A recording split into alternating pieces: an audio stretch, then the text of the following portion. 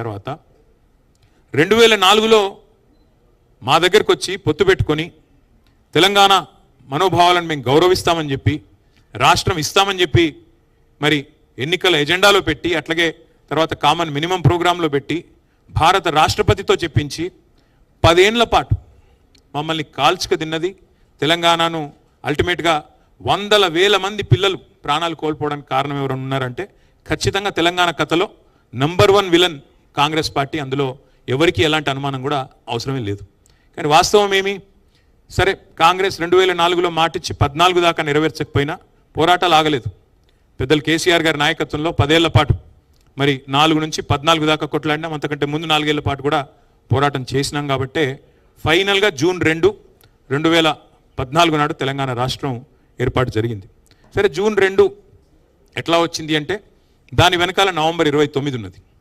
November 29 రోజు కేసీఆర్ గారు కేసీఆర్ సచ్చుడో తెలంగాణ వచ్చుడో అని మొండిగా కూర్చోపోతే, కేసీఆర్ శవయాత్రనో తెలంగాణ జైత్రయాత్రనో అని కూర్చోపోతే ఇవాళ తెలంగాణ రాష్ట్రము లేదు. ఇక్కడ మనకు కూర్చొని మాట్లాడుకోవడానికి పుష్కర కాలం తర్వాత సందర్భం కూడా వచ్చే ప్రసక్తే లేదు. ఒక మొండితనం, ఒక సంకల్పం, ఉక్కు సంకల్పం ఉన్న నాయకుడు కేసీఆర్ గారు.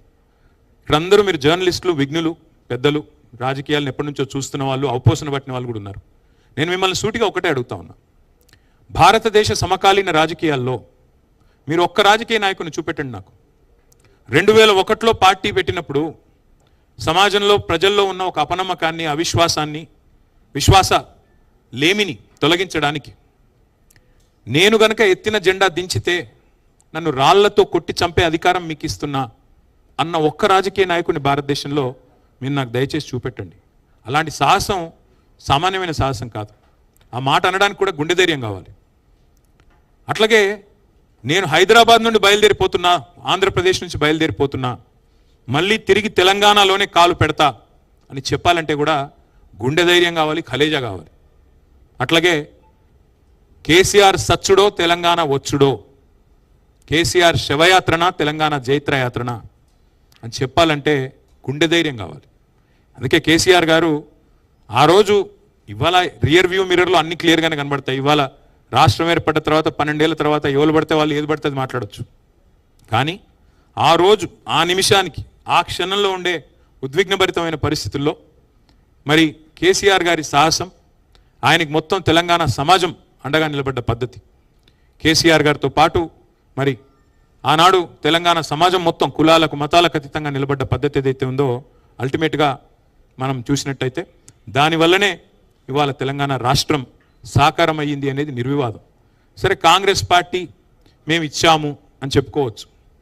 ఇవ్వక తప్పని అనివార్యత సృష్టించింది తెలంగాణ ప్రజాశక్తి.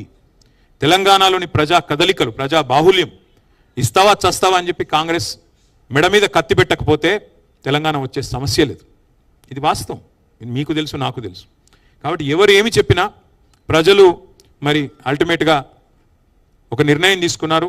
ఏ నాయకుడి నాయకత్వంలో అయితే తెలంగాణ సాధించుకున్నామో ఆ నాయకుడి చేతుల్లోనే తెలంగాణ ఉంటే భద్రంగా ఉంటుందని చెప్పి 2014 మరి జూన్ 2 ఆ రోజు మీకు తెలుసు బ్రహ్మాండంగా కేసీఆర్ గారి నాయకత్వంలో